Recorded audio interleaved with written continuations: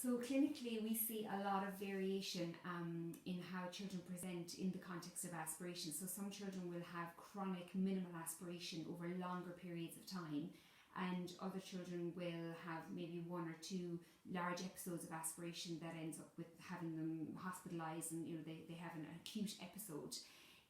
What is actually going on for those children who have kind of minimal microaspiration over a long period of time that never really presents with massive infection markers, but what's actually going on in their lungs, and how does it affect them in the long term in terms of their life expectancy or their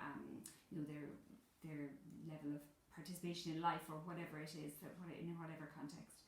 In general, chronic microaspirators tend to get progressive bronchiectasis, and once bronchiectasis becomes established, it predisposes to people for recurrent chest infections in and of itself, because we all have these little things called cilia lining our lungs. They normally beat and clear mucus. So what happens with people with microaspiration is the area becomes scarred, the cilia get killed off, and they can no longer clear mucus, which often then builds up in certain parts of their lungs. So it's kind of a form of scarring.